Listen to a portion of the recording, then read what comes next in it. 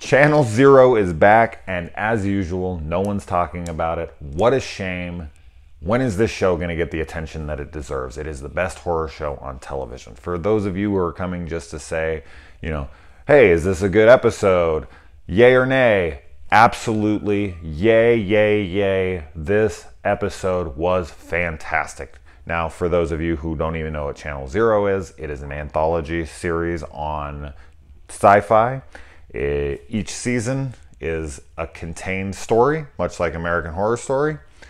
And the atmosphere within the show is incredible. I highly recommend checking out the first 2 seasons.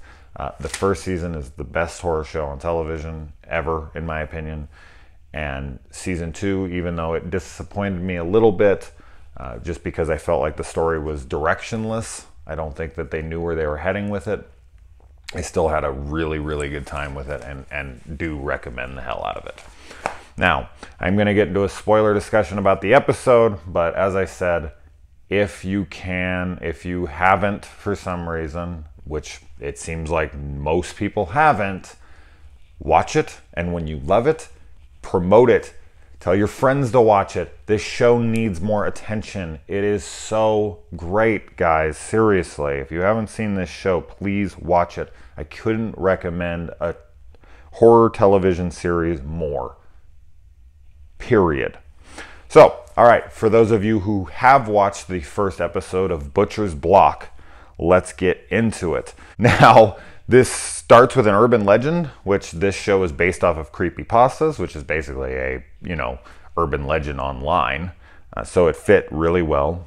Then we have someone convincing someone that a kiss gets rid of hiccups, and it seems to work. So the next time I'm around a girl who's hiccuping, I'm going to use that out, see if it works. If not, I'm still a winner.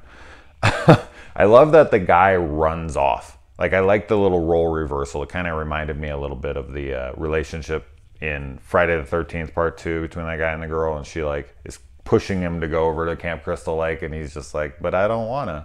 It reminded me of that a little bit. And when she finally is looking out in the woods and they see that little kid or whatever, she's like, let's go check it out. And he's like, nope. And he just leaves.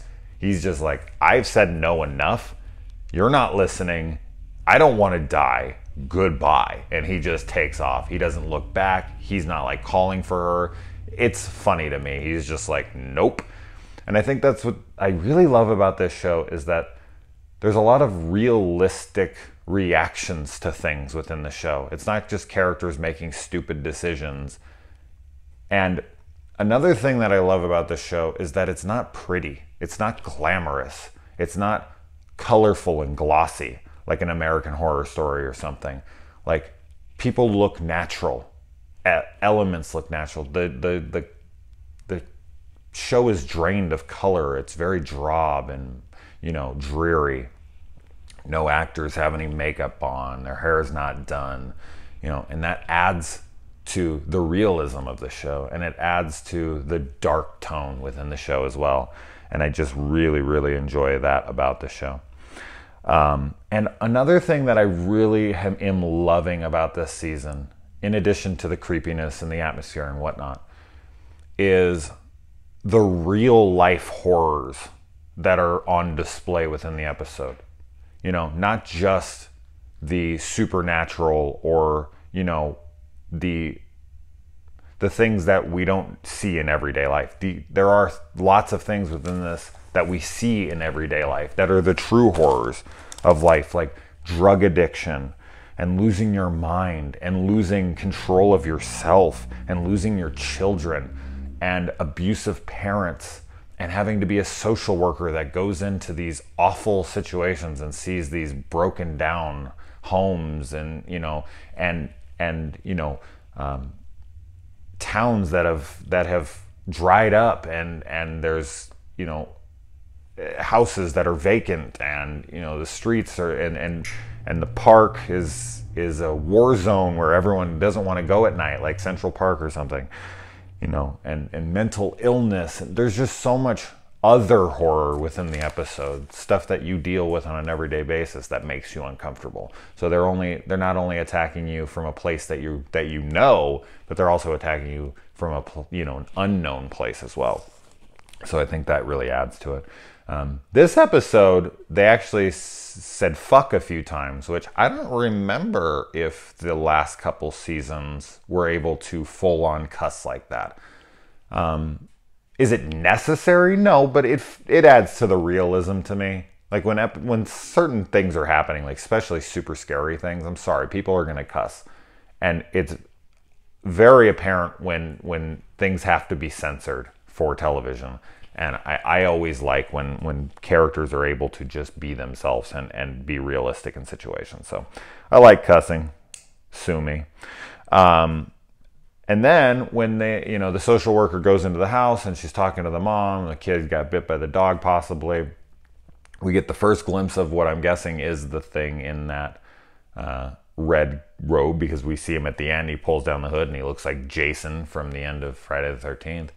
Another Friday the 13th reference. I don't know if that's the same kid in the wall. I'm guessing it is, or if it's a kid at all, who knows. But it was interesting because he licks the wall, which is creepy and gross, of course. But she senses that. Like you can see, she like pulls herself forward. Is like, now whether she's able to hear, but she feels like there's something there, and she actually is drawn and compelled to go back into the room. And she seems to be looking in the wall and listening and whatnot. So she can sense something's there.